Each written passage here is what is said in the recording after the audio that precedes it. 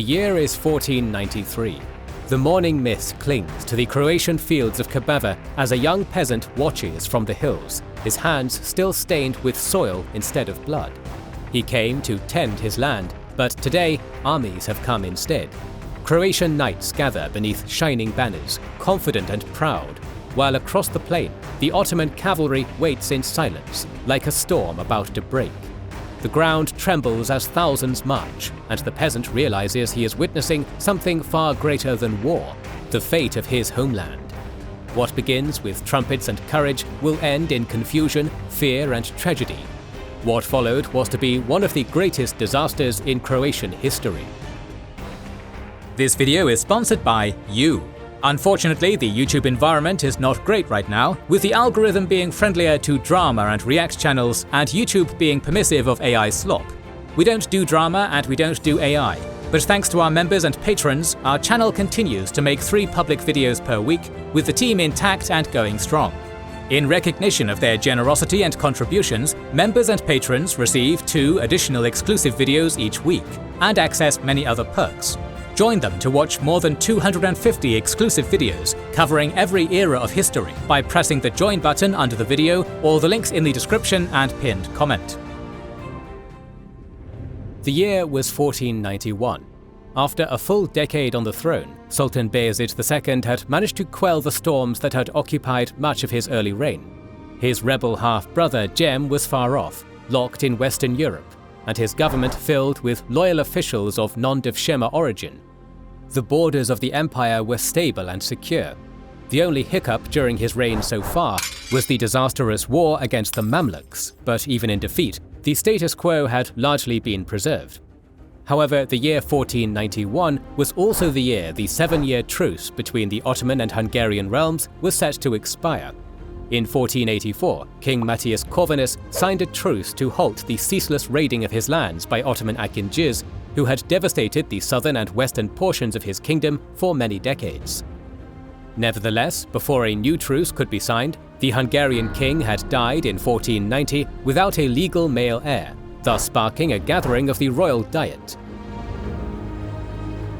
After much tempestuous debate, King Władysław of Bohemia, whose mother was the sister of Matthias's predecessor, was elected the new monarch by the Hungarian nobility. John Corvinus, Matthias's illegitimate son and intended heir, was defeated during the diet as the Hungarian nobility believed that the weak Władysław would restore their rights and powers, which had been stripped away during the reign of the mighty Matthias Corvinus. They were to be proven right. Upon taking power, Władysław immediately rewarded the nobility for his election by disbanding the central state apparatus across the realm, including the sale of royal estates, thereby decentralizing power to local Hungarian magnates. The taxes that had paid for Corvinus's famous Black Army were also revoked, leading to the disbanding of the army that had brought the kingdom so many victories during the last 3 decades. In only a matter of months, the many reforms of Matthias Corvinus were undone, marking the beginning of the slow decline of the medieval Hungarian kingdom.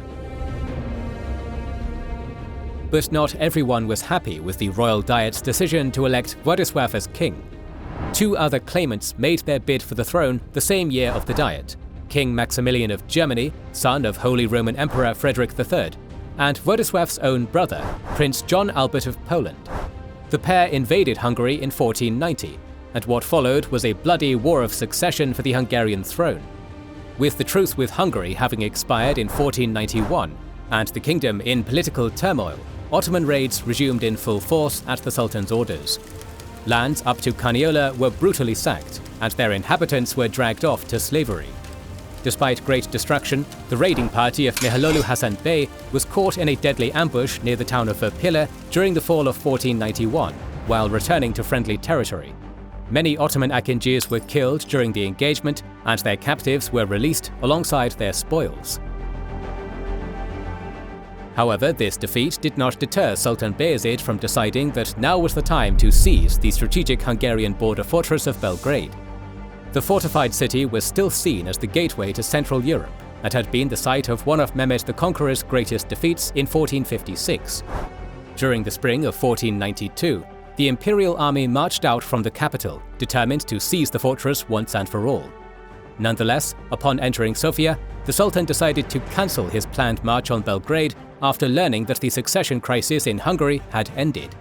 Earlier in the year, both Maximilian and John Albert renounced their claim to the throne and made peace with Władysław after a series of military defeats and lack of funds to continue their wars.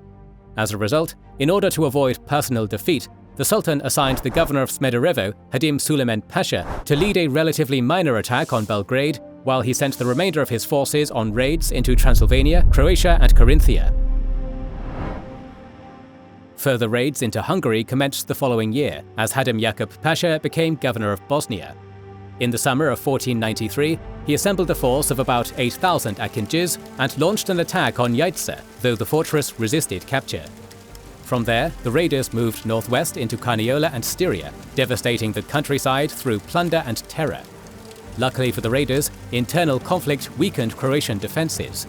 A struggle had broken out between the newly appointed Ban of Croatia, Emmerich Derencin, and the powerful Croatian Frankopan noble family over control of the town of Senj and its nearby territories. After learning that the Frankopans had besieged the royal city of Senj, King Władysław sent a force under Derencin to restore order. But not wanting to spill the blood of his fellow countrymen, the Ban instead successfully appealed to the rebels, convincing them to join him against the marauding Ottoman invaders. As the Ottomans withdrew from their northern raids, they attacked and sacked Modrush in northern Lika, a possession of the Frankopan family. Ban Derencin and the Frankopans decided to intercept the Ottoman force, and assembled an army estimated at around 3,000 cavalry and 8,000 infantry drawn from across Croatia. Nonetheless, strategic disagreements quickly emerged among the Croatian commanders. Ivan Frankopan Cetinski suggested setting an ambush in nearby ravines and mountainous areas, thinking it would reduce the mobility of the light Ottoman horsemen. Ban Derencin dismissed this idea, considering it cowardly, and insisted on facing the Turks in open combat. After extensive discussion, Derencin's strategy was chosen, and the Croatian army readied itself to fight on the open plains of Krbava field near Udbina. The Ottomans approached Krbava field via the narrow Gorica mountain pass, avoiding the Vapila pass where they had been defeated before. It was during this march that Hadim Jakub Pasha spotted the enemy force ahead of him, blocking his path home. The Ottoman governor quickly made ready for battle, delivering a speech to motivate his men and allegedly ordering the execution of his Christian captives to prevent a potential uprising during the battle. Jakub also deployed around 3,000 of his best cavalrymen into hidden positions in the nearby forests to his south. He planned to use these units to ambush the enemy's flanks when the time was right. The Croatian army, comprising various infantry and cavalry units, initially positioned itself along the eastern slopes of Krbava field near the village of Visuc. Ban Emmerich Derencin and Franjo Berislavic led the right wing. Ivan Frankopan led the center, and Nikola and Bernardin Frankopan led the left wing. The Ottoman host was similarly positioned, with Ismail Bey leading the right wing, Mehmed Bey leading the left wing, and Hadim Jakub Pasha and Ashak Bey Kralolu, son of former Bosnian king Stefan Thomas, leading the center. Ismail Bey started the battle by attacking the Croatian left flank. As a result, the entire Croatian army was lured off its hilltop position and engaged in a bloody melee against the foe. At first, the Croatians pushed the Ottomans back, but Jakub Pasha then ordered a feint retreat. Thinking they were close to victory, Croatian soldiers chased after the fleeing Ottoman host, unknowingly walking into their trap. At this moment, the concealed Ottoman cavalry emerged from the wooded area, crossed the Krbava river, and executed a devastating charge to the Croatian rear and flank. Concurrently, Jakub Pasha's main forces initiated a renewed frontal assault. The Croatian army faced attacks from multiple directions, leading to confusion and eventual collapse. Bernardin Frankopan's left flank was unable to withstand the sustained assault by the Ottoman light cavalry and commenced a retreat. The majority of the Croatian infantry became encircled and unable to escape. The Battle of Krbava lasted only 3 hours and ended in a decisive Ottoman victory. Ban Emmerich Derencin was reportedly unhorsed during combat and captured. He later died in captivity.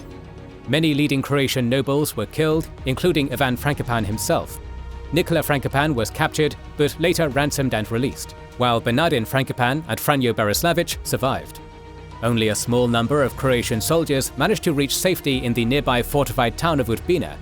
While the Ottoman army had lost only 1,000 men in the battle, the Croatian army had lost over 5,000 and another 1,500 were captured. The defeat proved catastrophic for the Croatian leadership and marked one of the most devastating losses in Croatian history. By the end of the year, Hadim Jakub Pasha's army returned to friendly territory in triumph and with vast spoils of war. While Ottoman raiders had won a great victory in Croatia, new developments for Bayezid arose on the opposite shores of the Balkan Peninsula. After the Ottoman conquest of the Black Sea fortresses of Akman and Kilia in 1484, Poland had promised to aid Stefan the Great of Moldavia in his war against the Sublime Porte. With the fall of Akman and Kilia to Muslim powers, Poland feared that its access to the Black Sea would be completely severed, and so was ready to make war. In 1487, a Crimean raiding party was routed at the Battle of Kapitsin in Podolia by the Polish army of Prince John Albert. But with Moldavia's submission to Turkish vassalage that same year, and withdrawing itself from the military conflict, Poland under King Casimir IV concluded a 2-year truce with the Sultan. While the Ottomans were preoccupied with the Mamluks during this period, a peace with Poland surprisingly held together for almost 4 years. However, in 1491, another Crimean raiding party entered Polish-Lithuanian lands, but was defeated at the Battle of Zasław. It became evident to the Polish court that military action had to be taken if it ever wanted to secure its southern borders from Muslim incursions.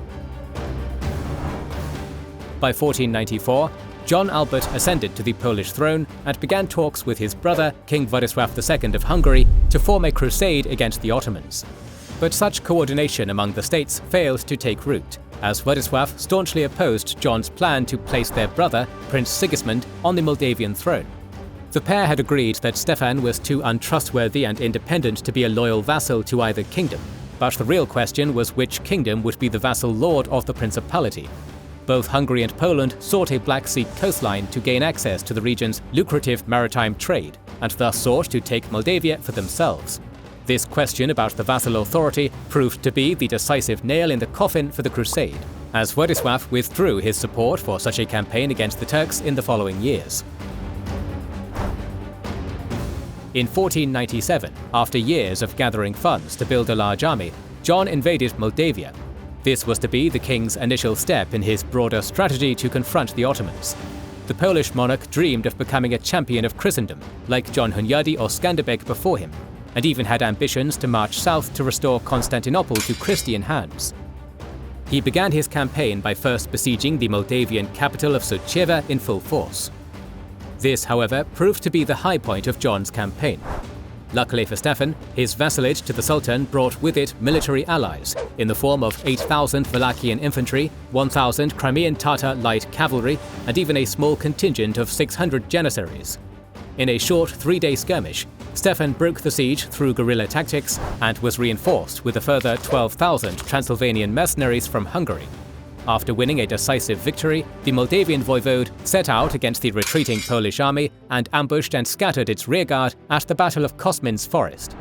In a single military campaign, thousands of Poles and their allies were killed, and Moldavia remained firmly under Ottoman influence. The crusade that aimed to reach Constantinople was defeated before it could even reach the Ottoman border. With Polish forces scattered, Sultan Bayezid decided to go on the offensive and ordered raids against the kingdom to follow up on Stefan's 2 great victories. In 1498, Malkacholu Bali Bey led one of the largest Ottoman raiding operations in history. In a short campaign of terror, the towns of Bratslav, Sambir, Lviv and Yaroslav were sacked, as accompanying Crimean Tatar raids into Podolia ransacked the entire region. Never had Ottoman raiders ventured so far north before, and never before had so many spoils been gained.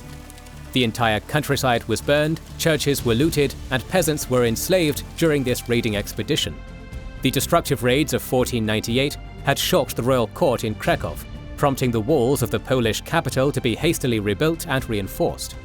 Seeing his southern lands scorched and militarily defeated, King John concluded peace with Stefan and Bayezid by the end of 1499. The First Ottoman-Polish War had been a decisive victory for the Sublime Porte. While Bayezid II was winning victories in Croatia and Poland, he still had to contend with his exiled half-brother Jem, who was still tucked away in the care of the Pope. After years of traveling around the Mediterranean world, Jem had finally ended up in the care of the Papal States. Large sums of money were still being paid by the Sublime Porte to the Vatican to keep the rogue Ottoman prince in custody and prevent another civil war. When Pope Innocent VIII died in 1492, he was replaced by Pope Alexander VI, a nepotistic scion of the Borgia clan with at least 8 children and now Jem's new jailer. The new pope continued his predecessor's deal with Bayezid and maintained custody of the prince, demonstrating the arrangement's continuity despite leadership changes. But during his rule, Alexander became increasingly entangled in broader European conflicts. By the early 1490s, Italy was entering a period of intense political turmoil that would culminate in the Italian Wars. Rivalries among France, the Holy Roman Empire, Spain, and Italian states created opportunities for ambitious rulers seeking legitimacy or strategic advantage. King Charles VIII of France invaded Italy in 1494, seeing himself as the second Charlemagne, who would one day reclaim Constantinople and the Holy Land for Christendom. For this purpose, as his army passed through the papal lands, Alexander turned Jem over into the king's care. After his long exile, Jem was finally in the hands of a powerful Christian monarch, as he had planned. For the first time in a decade, the prince had hope. But Jem would accompany Charles no further than Naples. By the time the French army seized Capua at the start of 1495, Jem was laid so low by illness that he needed to be carried on a stretcher. The French blamed Pope Alexander, claiming that the pontiff had given Jem a slow-acting poison in Rome. Others suspected it was the work of Bayezid, who in the past had orchestrated many assassination attempts on the Ottoman prince. But by illness or poison, Jem Sultan died on February 25th, at the age of 35, accompanied by the companions that had followed him so faithfully through unfriendly foreign lands. Jem's death effectively ended any lingering possibility that he might be used as a rival claimant to the Ottoman throne. For Sultan Bayezid, the removal of this potential threat brought relief and eliminated a persistent source of diplomatic vulnerability.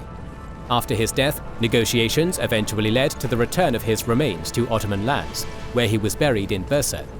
Jem's legacy lies in his unique role as a displaced Ottoman prince, whose captivity reshaped late 15th century diplomacy between the Ottomans and Europe. Although he never regained power, his captivity forced Bayezid to maintain costly diplomatic arrangements and highlighted the growing interconnectedness of Ottoman and European political spheres.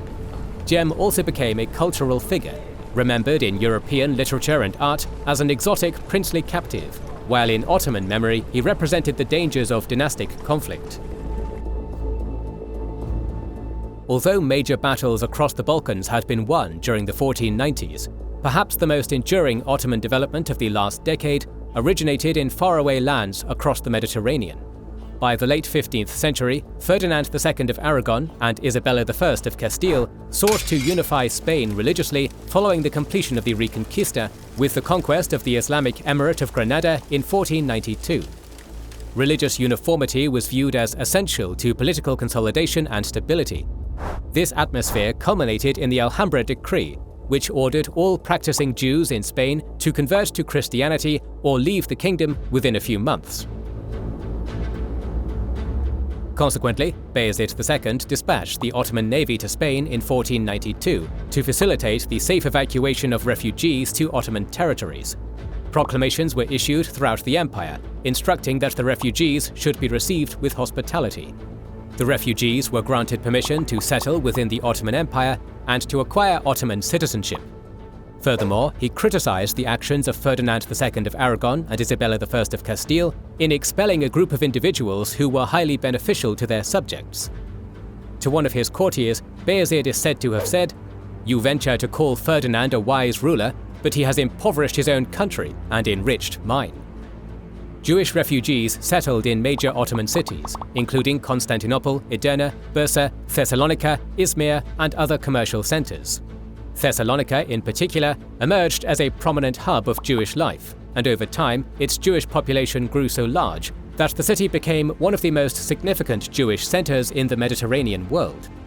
Within the Ottoman millet system, formalized under Mehmed II, Jewish communities maintained religious autonomy under their own leaders, and were allowed to practice their religion, operate communal institutions, and engage in commerce. Compared with the persecution they had faced in Spain, many refugees experienced greater stability and opportunity under Bayezid's rule. Sephardic Jewish refugees played a significant role in Ottoman economic life. Their expertise in international trade strengthened commercial ties between the Ottoman Empire and Western Europe. Jewish merchants facilitated the movement of goods such as textiles, spices, and metals, contributing to the growth of Mediterranean commerce. Cultural traditions, including literature, music, and religious scholarship, flourished within Sephardic communities, creating a vibrant cultural legacy that lasted for centuries. Famous Jewish physicians, such as Moses Haman, and scholars found employment in Ottoman courts and urban centers, enhancing intellectual exchange.